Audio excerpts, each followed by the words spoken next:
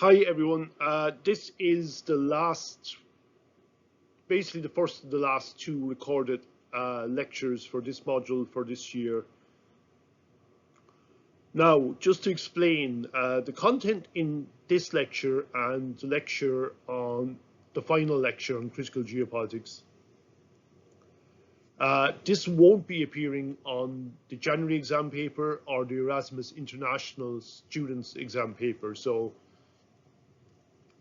there's a good chance you won't need to listen to this, to be honest, but I'm going to cover it anyway. There will be a question on this content on the August repeat exam paper, so yeah, I'll leave it to yourselves. Anyway, for those of you who want a kind of very quick overview of classical geopolitics, critical geopolitics, you might find something of interest here. For those of you who might want to do the online optional bonus online exercise 7, you will find some relevant ideas in the critical geopolitics lecture that might help you with that exercise, might help you get a better mark on that exercise. So readings, I won't go through it, I'll just show you they're there. If, as I said, this isn't going to be on the exam paper for January, but if you are sick on the day, if you miss the exam, or if it doesn't work out right for you, this will be something that will be appearing on the August paper, this lecture and the next lecture.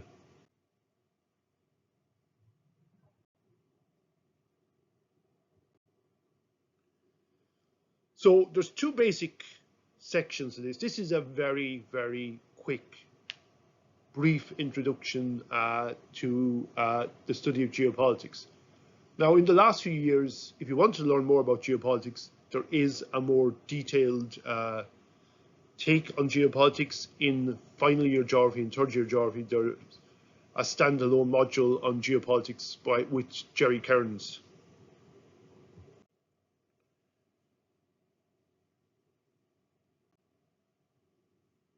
Again, plenty of readings there, folks.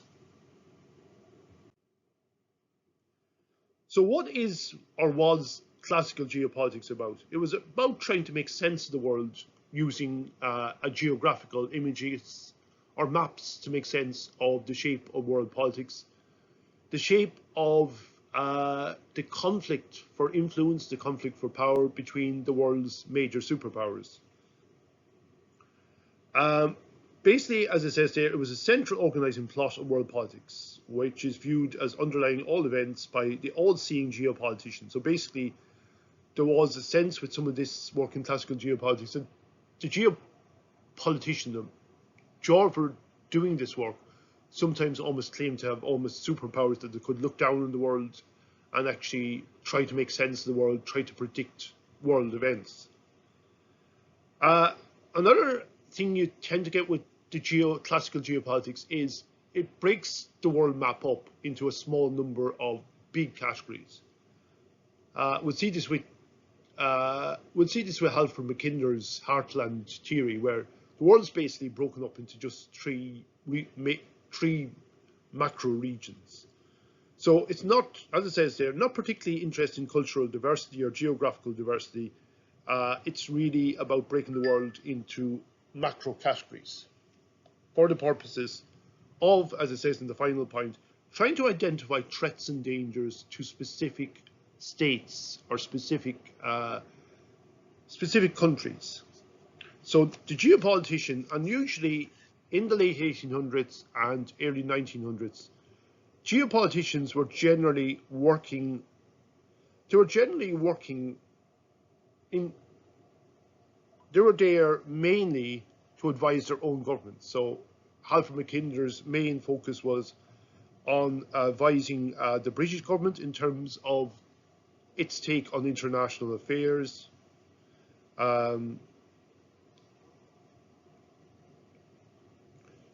German geopoliticians would have been advising their government. So it's about really what a lot of the work in geopolitics was about, was identifying threats and dangers to the interests of the specific state that that geopolitician was aligned to or was a citizen of. And it does tend to lead to us versus them perspectives or approaches, in that you're looking at the world through your own mindset, your own particular eyes, and you're seeing your country in terms of how it compares with or is potentially in conflict with other countries. Ultimately, what geopolitics was about policy recommendations. And you can see we're almost going right back to section B here. It's about making foreign policy recommendations, which generally involved two things. First of all, military spending. So a lot of the geopolitics work in the late 1800s, ultimately one of the big things it was about advising for greater expenditure on the navies of different states, particularly Britain, but also the United States of America. But also policy recommendations involving vigilance, the need to avoid potential conflict situations, the need to avoid being encircled by potential foes, the need to create alliances in order to create a balance of power, particularly in Europe.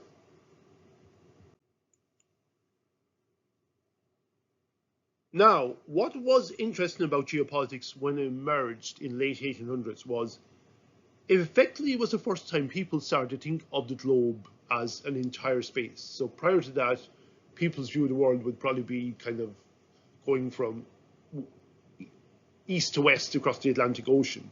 This was the first time people really started to think of the world as an interconnected whole planet, as it says there. The need to see the world as an interconnected whole, but also made up of parts of the world that were often given labels, so barbaric space, empty space, as in terms of the worldview or in terms of the way people in the West view them.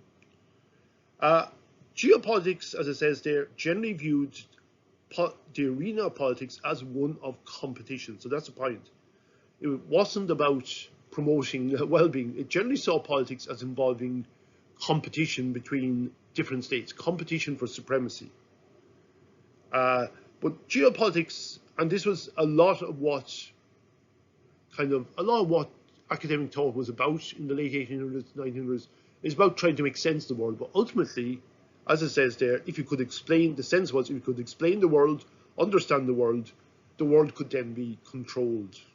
And the same with politics. If you could explain world politics, understand world politics, then you could control world politics, and ideally control world politics for the benefit of your own state.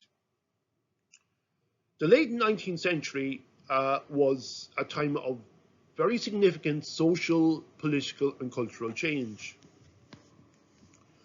1815, you had the Battle of Waterloo, and ultimately, with the exception of the war in Crimea, ultimately from 1815 to 1870, there was a general kind of sense of status quo had established in Europe, where you had a number of big empires, and the big empires kind of learned, as far as possible, to kind of exist or coexist alongside each other. So the major empires between 1815 and 1870 the major powers were the United Kingdom.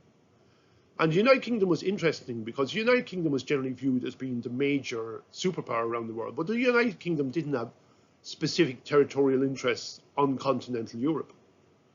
So basically the United Kingdom just wanted to focus on its overseas empire, which at that stage covered large parts of the globe. France was a very powerful state. The three other major empires were the Russian Empire, which was probably the one empire that the empire that had the most potential to cause, was seen as the empire that had the most potential to cause potential conflict in the 1800s. And indeed, it did lead to the Crimean War in the mid 1800s. So the Russian Empire was seen as kind of the powder keg as the potential powder keg in this scenario. The Russian Empire was rapidly expanding at that point in time. It was expanding into parts of Eastern Europe, but it was also expanding into parts of Central Asia, and was moving moving very, very close to Britain's own empire in South Asia. India and Afghanistan was emerging as a sort of a buffer state between the Russian Empire and Britain's empire in India, in South Asia. The other two empires were the Austrian Empire, or later on the Austria-Hungarian Empire, which covered large parts of Central Europe and the Balkans. And the last empire was the Ottoman Empire. Now, the Ottoman Empire was very powerful in the 1500s, 1600s. This empire had more or less been in existence probably for about hundreds of years at that stage. At one point, it controlled a large part of Eastern Europe, almost up to the walls of Vienna at one stage. But by the 1800s, the Ottoman Empire was in decline, and it was sometimes viewed as the sick man of Europe. And the fear was that the decline of the Ottoman Empire could lead to an outbreak of conflict in certain parts of Eastern Europe, particularly the Balkan region. But that was the general sense of power in the mid-1800s in Europe. It was what was called the European concert. Like, the major empires would try to get along with each other, try to avoid conflict with each other, and kind of the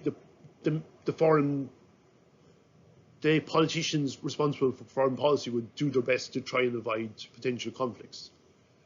Everything changed in 1870 when Prussia defeated France in the Franco-Prussian War, and after Prussia's victory in the Franco-Prussian War, you had the unification of Germany under the leadership of Prussia. So in the 1800s, what we now know as Germany was largely made up of a mixture of very small principalities, some medium-sized states such as Bavaria, and one fairly powerful state, Prussia, which Prussia back then covered large parts of what we now call Eastern Europe. It also included large parts of Poland, modern-day Poland as well. So the unification of Germany suddenly changed everything, because all of a sudden, prior to that, you had this kind of almost like a buffer state of very small states, very small principalities in Central Europe. Now all of a sudden you had a new powerful empire in the middle of Europe, and a powerful empire that had territorial ambitions, that had political ambitions, that looked as if it wanted to challenge Britain's position in terms of being the political and economic superpower. So Britain had been effectively the world's major superpower, probably for the 1700s and 1800s. They were the economic superpower, the political superpower. But there was a sense, as you moved into the late 1800s, that Britain's power was starting to wane somewhat. That maybe the British Empire had extended itself as far as it could. And probably at that stage had overextended itself. Like a small island state of maybe around 50 million people was trying to control an empire that extended into the Americas, into large parts of Africa, into large parts of South Asia, that at that stage controlled Australia, Canada. It was a huge empire, the largest ever empire seen in the history of the world. But there was a sense, moving into the late 1800s, you were starting to see the cracks. You were starting to see that maybe the British Empire was no longer the major power it had been. And there was a sense that Britain's dominance was starting to come under attack. The main fears Britain had in the late 1800s was the potential threats posed by the Russian Empire and the new German Empire. Other things happening in the late 1800s, a new phase of imperialism. So large parts of the rest of the world outside Europe had been explored and conquered by European powers in the 1500s and 1600s. The only continent by the mid-1800s that hadn't really been explored and hadn't been conquered by Europe was actually the continent that was closest to Europe, Africa. But all of a sudden in the late 1800s, there was a last phase of imperialism, of European imperialism, where you had this mad scramble amongst European powers, by different European powers, to a mad scramble to create their own empires in Africa. So you had a British Empire that more or less ran almost from the north of Africa down to South Africa. A major French Empire created, Germany created, controlled parts of Africa. But a few of the smaller European countries, Portugal, Belgium, Italy also had their colonies in Africa. So they scrambled for Africa. As I said in the de facto states, fragile states lecture, ultimately, the different European powers all sat down around the table in Berlin in 1884, and they literally carved up Africa between them. So they said, more or less, why should we should avoid conflict with each other? We'll just make a decision here now, who will control what. And as I said, a lot of the boundaries we see, a lot of the boundaries of African states today are literally boundaries that were created at that 1884 conference. So that's why, if you look at, say, states like Chad, a lot of states in Africa have straight line boundaries. And you can see that's artificial. It's literally lines on the map being drawn by European imperialists who really didn't know what they were drawing lines over. There was a lot changing socially, politically, and economically in the world at this point in time. It was a period of globalization. The world was coming closer together. There was new technological developments. You were now able to get, the telegram had been invented, the telephone was being invented. You could now get messages from A to B much quicker.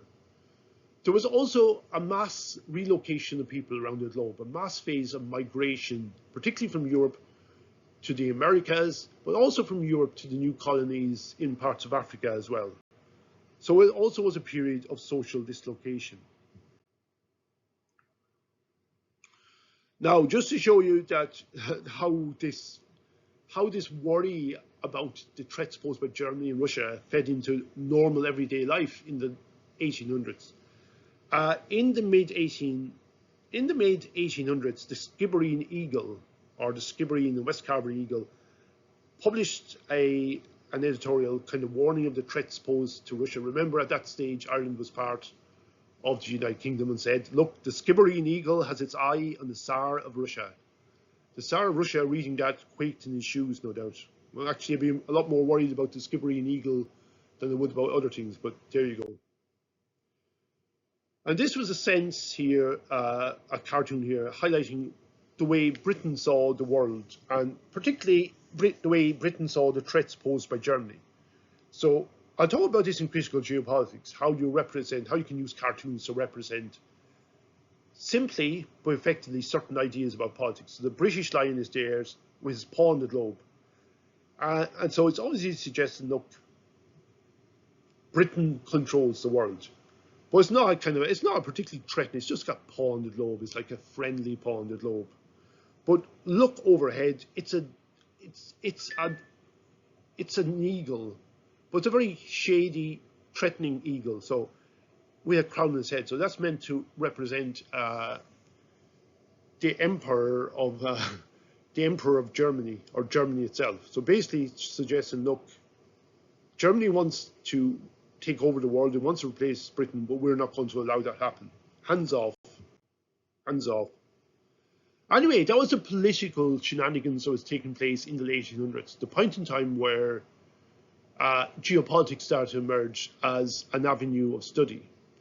The lead person, the most influential person, probably the person who did the best work in geopolitics, was a British geographer called Halford MacKinder, who was by far the most influential British geographer in the late 1800s and 1900s. Now, like a lot of geographers at that point in time, MacKinder believed his geography should be useful. And he believed his geography should be should be useful to politicians, to people, in his perspective, to British politicians, in his perspective to the British government, in its attempt, as it suggests there, to maintain and progress our empire. So the idea, he believed that thinking geographically, using geographical ideas, geographical models, could be useful to British politicians, the British government, in terms of maintaining and progressing the empire. So the big idea of MacKinder and other geographers at that time, geography should be useful and it should be put to use by be able to be put to use by your own government. Early 1900s, the general sense was that geography was going to be very important in the struggle for what was referred to relative efficiency between the great powers. So, as I said, the world was changing in the late 1800s. Now, one thing that had changed, one of the big developments by the late 1800s was the fact that at that stage, all the territory around the world, for the first time ever, had been mapped. By that stage, all the territory around the world had been ultimately conquered by European powers. Some territory had broken away, but nearly all parts of the world at that stage had been conquered by European powers. There was no new territory to explore, no new territory to conquer.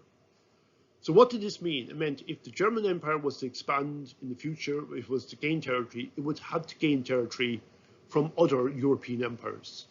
So the potential for conflict between the major empires in Europe had ramped up in the late 1800s. So, what was MacKinder's heartland theory? Initially, it was referred to as the pivot area thesis. Later on, from World War I onwards, it's referred to as the heartland theory or thesis. It's a historical geographical rationalization for the traditional British policy of maintaining a balance of power in Europe. So no one continental power could threaten Britain. So basically, as I suggested earlier, Britain's political interests didn't focus on Europe. Britain didn't want an empire in Europe. But Britain didn't want threats to come from Europe to threaten its position as world superpower, to threaten the British Empire. So the traditional British policy during the 1800s and into the early 1900s had been to try and maintain a balance of power in Europe, to try and ensure that no other European power could get into a series of alliances that would allow them the space to go on and threaten Britain's position. The big fear for Britain in the late 1800s, early 1900s, was of an alliance between Germany and Russia. And MacKinder suggested that if this happened, you would have two major superpowers covering large parts of Europe, but also large parts of Asia. Remember, the Russian Empire extended all the way over to the Pacific Ocean.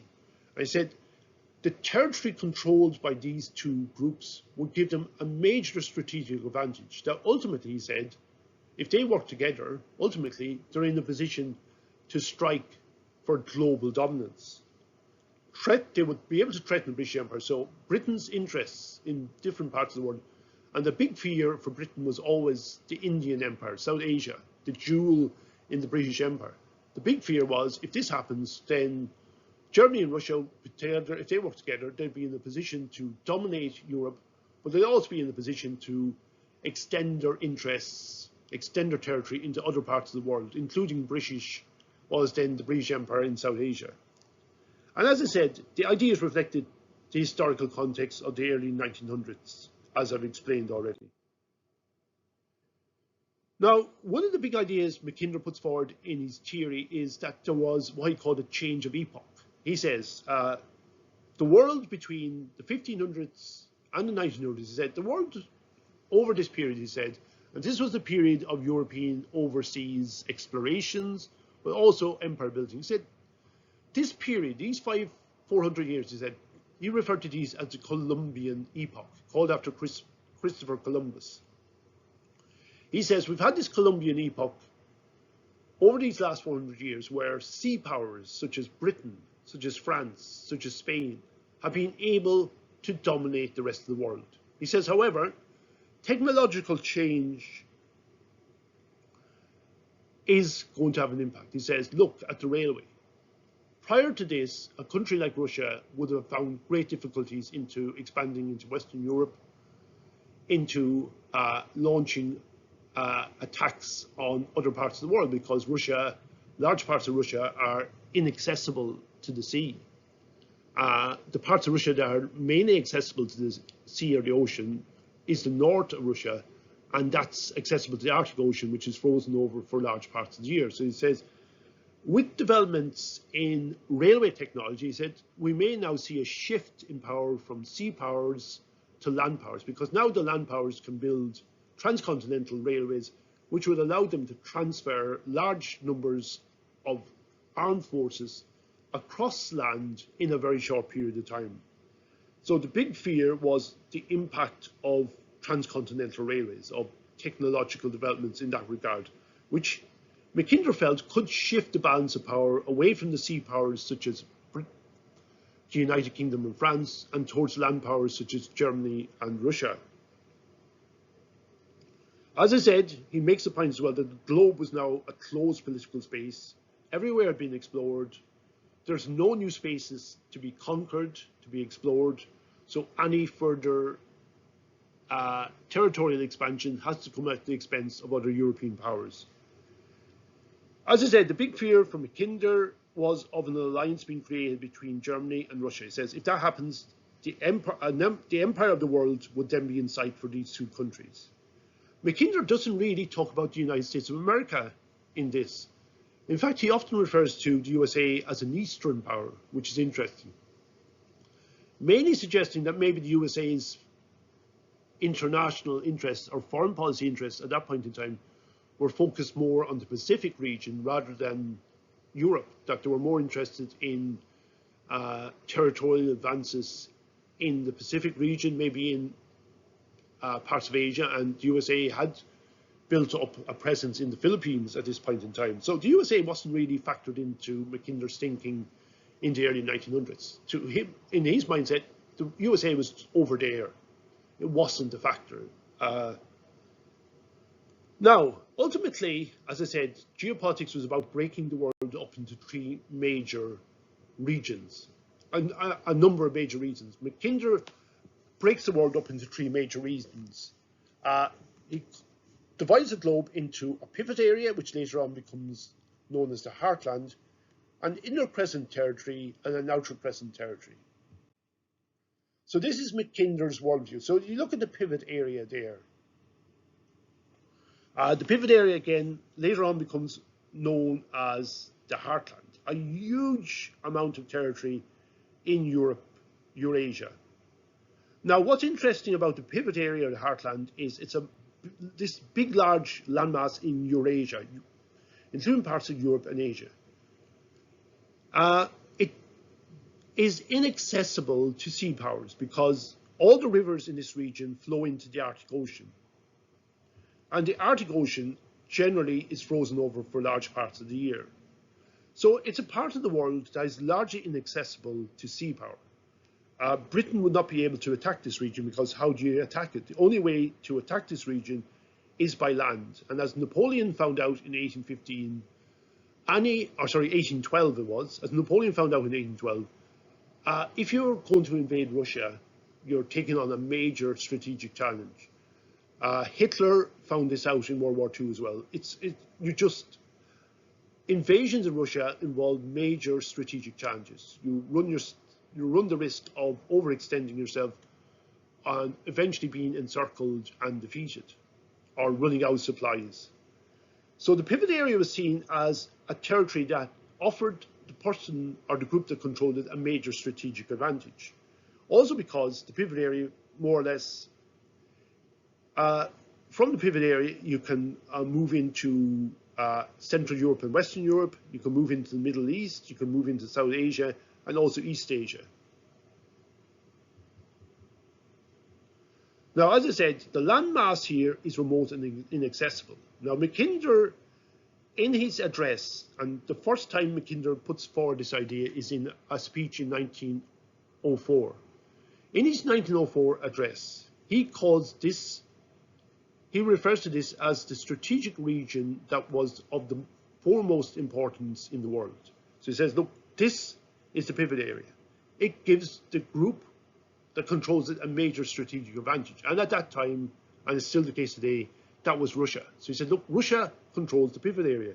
Russia's already got a major strategic advantage. What we don't want to see is Russia adding to this advantage by being able to move into maybe what he refers to as the inner crescent territory. Later on, it becomes known as the Rimnot. So he says, what we want to do is prevent Russia extending further into the inner crescent territory, or worse still, Russia making a Russia making a hostile alliance with another European power which could threaten British interests. So that's a pivot area. The concern for MacKinder was what happened in the inner Crescent territory, which was basically the rest of Europe, the rest of Asia, including the Middle East, South Asia, and East Asia. So MacKinder's particularly focused on those. Britain, the United Kingdom, and the rest of the world was seen to be included as part of the outer Crescent territory. As I say, look at where the USA is located on this map. Okay, it appears on both sides of the map, but the USA is actually located largely on the east of the map. So as I said, in MacKinder's worldview and MacKinder's mindset, the USA wasn't a factor. It was there. It was more interested in his mindset. Well, the USA's main territorial interests probably lie in the Pacific region. It's not really a factor in terms of European power struggles. So MacKinder basically was arguing for Britain to do its damnedest to prevent an alliance between France and Germany. Sorry, Russia and Germany. So MacKinder's basic advice to the British government, first of all, build up the Navy, not to use the Navy for military purposes, but he says build up the Navy, it'll act as a deterrent to countries like Germany. Second bit of advice, try and prevent an alliance between Germany and Russia. So instead, Britain created an alliance between themselves and Russia and also France. At the same time, the German Empire was allied to the Austrian-Hungarian Empire, and it was also allied to the Ottoman Empire, as well as Italy, although Italy changed sides in the early years of World War I. So ultimately, these alliances led to the spark of World War I. When Archduke Franz Ferdinand was assassinated by a Serb in Sarajevo in 1914, this led to Austria-Hungary declaring war on Serbia. Now, Serbia had close ties with Russia, so Russia aligned themselves with Serbia, and Russia declared war on Austria-Hungary. At the same time, because of the alliances between Germany and Austria-Hungary, Germany declared war on Russia, and then France and the United Kingdom then weighed in on the side of Russia. So ultimately, all these alliances that MacKinder had argued for, ultimately all these alliances led to a spark of events that ultimately led to World War I, the Great War, as people referred to it, sometimes referred to as the war to end all wars. It didn't, of course, end all wars, but a major conflict that decimated parts of Europe, most of Europe, to be honest. The end of World War I, Britain, France, and the USA entered the war literally in the last year of the war. The winning sides decided they would have to change things around. In the peace treaties, they were trying to decide what they were going to do with, say, Germany. What were they going to do? Russia had been in the war. Russia had surrendered to Germany in 1917, and Russia had taken a bad beating in the war. And ultimately, in the wake of the war, you had the Russian Revolution, and Russia became the Soviet Union after that. Now, in the wake of World War I, MacKinder started revamping his ideas to advise the diplomats who were trying to redraw the map of Europe after World War I. So MacKinder's argument was that Eastern Europe should be viewed as a territory of highly strategic importance. He says, look, what we want to see being prevented at this point in time is Germany once again becoming powerful and Germany being able to move in and control or dominate the heartland. So he says Eastern Europe is key to the domination of Europe, but is also key to global domination. So he divides this right. He says, who rules East Europe commands the heartland. The heartland, again, is the same as the pivot area. Who rules the heartland commands the world island. The world island was basically Europe and Asia. And who rules the world island commands the world. So MacKinder's argument and advice was, look, you need to think seriously about what happens with Eastern Europe. He says we need to prevent German any future German expansionism into Eastern Europe, which may allow Germany to be in a position to then move on to conquer Russia and ultimately take over all of Europe and Asia and become the globe's major superpower. And as well as that, there was also advice that, look, on this other hand, we need to prevent a German alliance being created between Germany and the new Soviet Union. So the decision was at the conference that you needed a buffer zone between Germany and Russia, or what was now becoming the Soviet Union. So the idea put forward was that instead of Germany, the German Empire and the Russian Empire bordering each other, you would create a buffer zone between these different empires, between Germany and Russia, or what was now the Soviet Union at that stage. So this led to the creation of new states in Eastern Europe, such as Poland, all of whom are still with us in some shape or form. Poland, Hungary, Czechoslovakia, which in the 1990s broke into Czechia and Slovakia, Romania, etc., etc. So basically, Eastern Europe got broken up into a number of different new states. Some states had been in existence in the past, but you had this creation of a number of new states in Eastern Europe in the wake of World War I. The idea being that these states could act as a buffer zone between Germany and Russia. They would be buffer states. Now, MacKinder's key works, the first time he presents his ideas was in 1904, a paper called The Geographical Pivot of History. 1919, he reworks his ideas. At that stage, the pivot area is now referred to as the heartland, in a book called Democratic Ideals and Reality. So that's that book where he talks about the relative importance of Eastern Europe in terms of control of the heartland, in terms of control of Europe and Asia. Towards the end of his career, in the middle of World War II, he writes an article for the Foreign Affairs Journal called Around the World and the Winning of the Peace. In this article, he says the heartland concept, he says, is as valuable and as important today as it was 20 or 30 years or 40 years ago. And he warned, he says, look, this was written at a point in time where Germany had been winning in World War II for the first few years, but the tide was turning, and especially the tide was turning in the battle between Germany and the Soviet Union. And he says, we're now looking at a point in time where the Soviet Union is about to emerge as the greatest land power in the globe. So there's a hint of a warning there about the relative threats posed by the Soviet Union.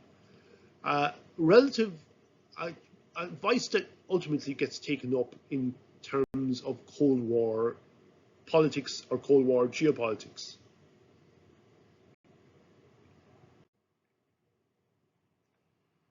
So MacKinder was all about highlighting threats, and the threats MacKinder highlighted in his geopolitical work pointed to, first of all, the need for vigilance and military spending. So the idea that you would invest in the British Navy, in British Navy power to act as a deterrent to discourage other states from threatening Britain's commercial and territorial interests around other parts of the world. And ultimately, the idea was, if you invest in the Navy, if it acted as a deterrent, it might actually prevent full-scale warfare. So it's a similar idea that you see in the Cold War, where you get the USA and the Soviet Union spending more and more on more and more crazy nuclear arms to act as a deterrent.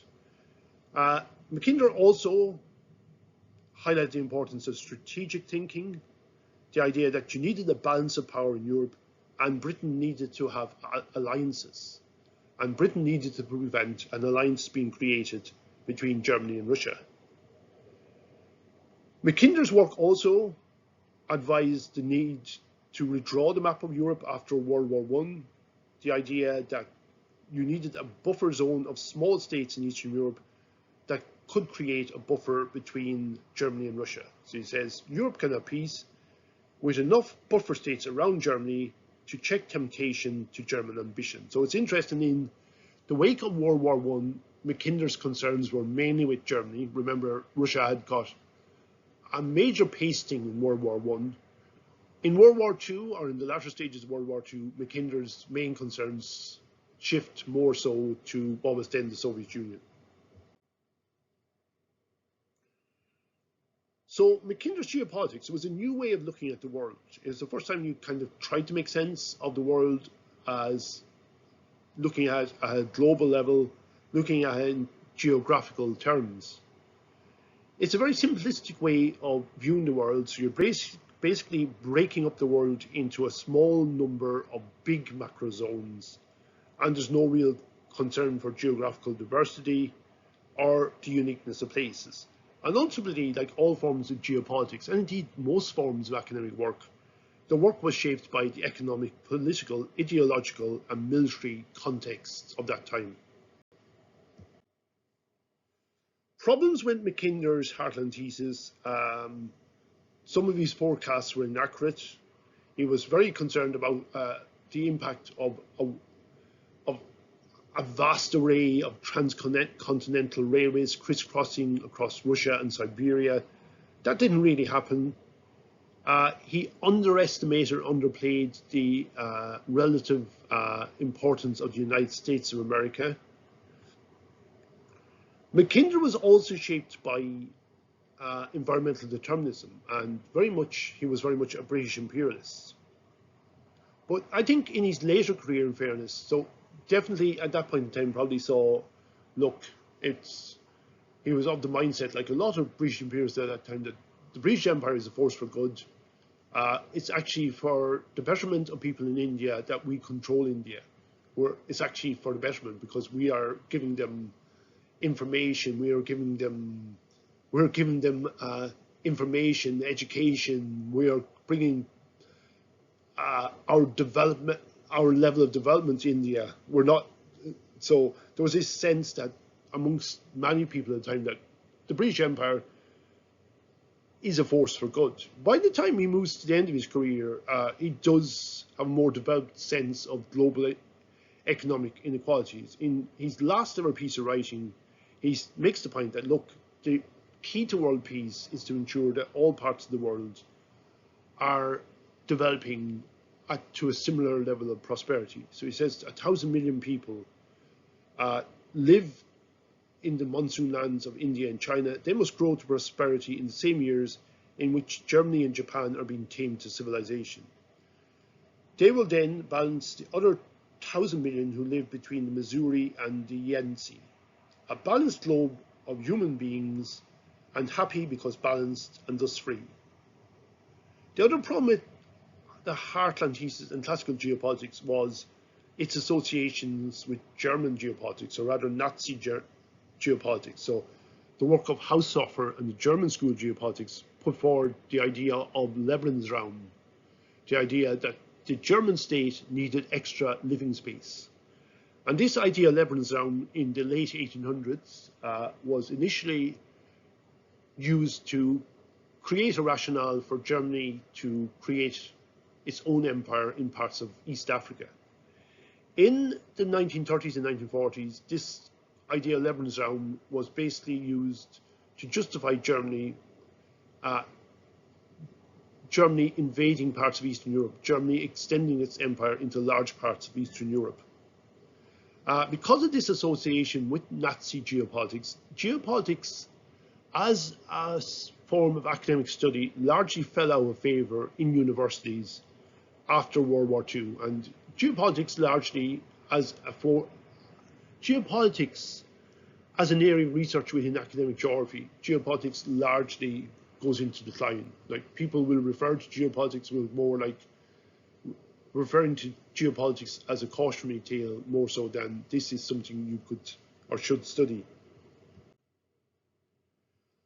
But did MacKinder's ideas live on? MacKinder's ideas did live on well into the Cold War period.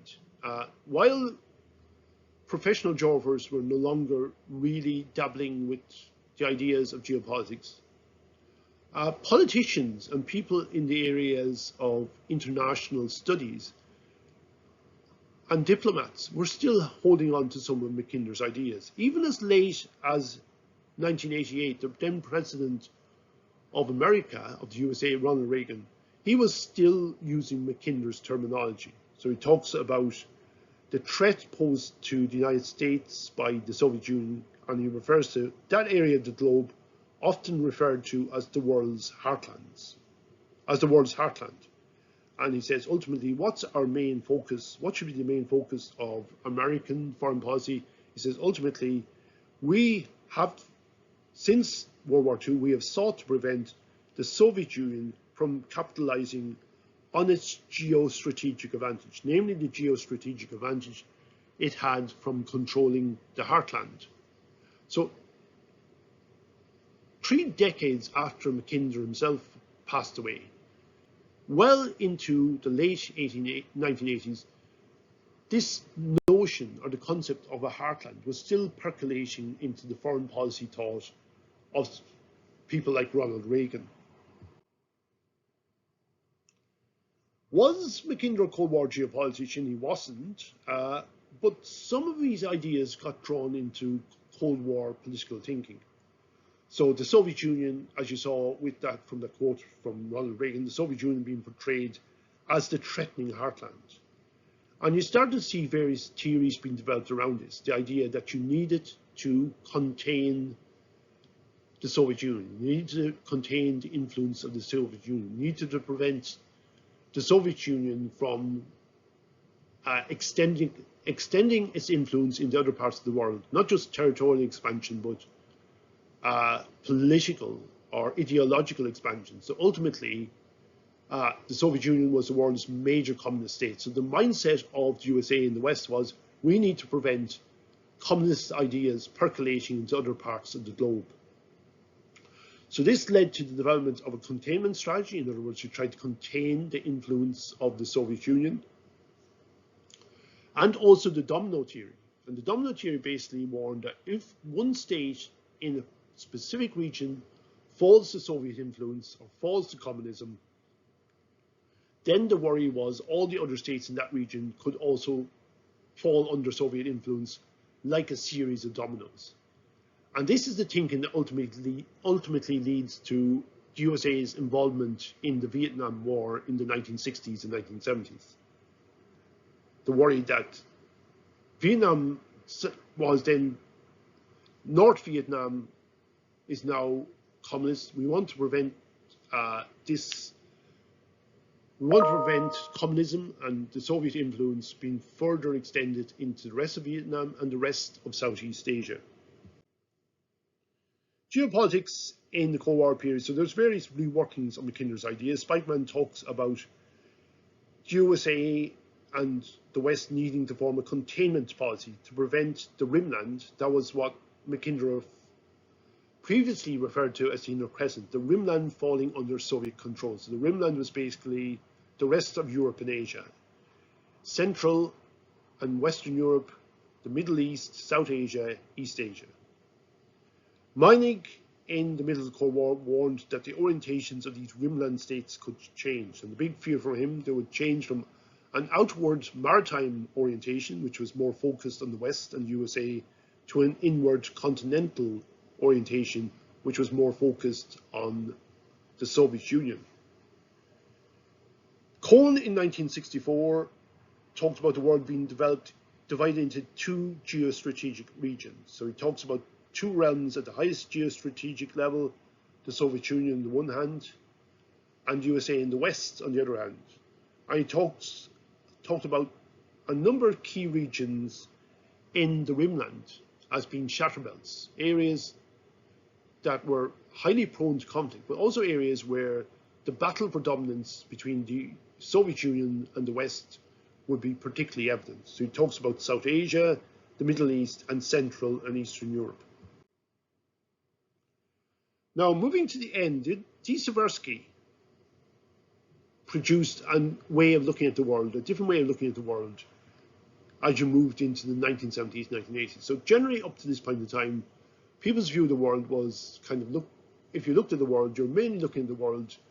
Since MacKinder's time, people were now looking at the world as an interconnected whole, but generally looking on the world as being a flat globe. So you would generally be looking at the world in that, if you're looking at the world in that manner, if you're from the USA, you'd say, well, the USA is here, the Soviet Union is far, far away from us. Tversky produced a different way of looking at the world. Instead of looking at the world as being more or less centered on the Atlantic Ocean, he's viewed the world so the world has been centered on the North Pole. He says, look at this. Hold on, guys. You think the USA is far, far away from the Soviet Union. He says, look, the Soviet Union is literally only hours away from the USA.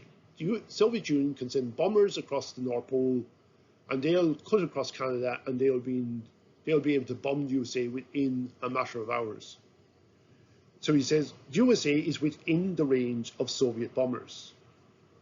And this notion led to a bit of a change in the heartland concept, the idea that developments in air power, developments in terms of missiles, in terms of the range of missiles, was more or less probably at that stage kind of limiting the importance of the heartland theory. So ultimately showing that MacKinder's ideas were becoming outdated by technological developments, by developments in air power and in terms of missile technology. Well, what's interesting is Tversky's ideas again led to a policy recommendation. You need to spend more on arms, you need to invest more in arms, ultimately to act as a deterrent. So this led to, in the 1980s, the deployment of new missiles, SS-20s, in parts of Europe, again to act as a deterrent against the Soviet Union. So that's Tversky's way of looking at the world. So if I was in class now, what you can see there, if you look at the very north of the map, basically Tversky's showing just how close the Soviet Union was to the USA, to North America and USA, if you looked at the world being centered around the North Pole. Now, last point, academic work in geopolitics after World War II. As I said, geopolitics had largely fallen out of favor in universities, particularly in geography departments, after World War II, mainly because of its associations with the work of Halford, with Nazi geopolitics, but there was also a lot of discontent about MacKinder's ideas as well. So there was still geopolitics, but from World War II up to the end of the Cold War, geopolitics was largely something that government strategists put into practice, instead of work that was being done by academics. You might have some academics in the fields of international affairs dabbling in a bit of geopolitics, but it wasn't something that people in geography departments was doing. Geopolitics returns to academic geography in the 1990s with the emergence of critical geopolitics, associated with political geographers such as John Agnew and Garrod O'Toole, or Gerard Toll. Now, Garrod O'Toole is an interesting person. He's actually a former student of the Maynooth Geography Department. He did his own, so he would have been sitting in the same positions, or he would have been at your stage of academic development in 1981. He would have been doing second year geography in Maynooth in 1981. So critical geopolitics emerges as a new form of geopolitics in the 1990s, and I'll talk about that in the very last lecture in the course.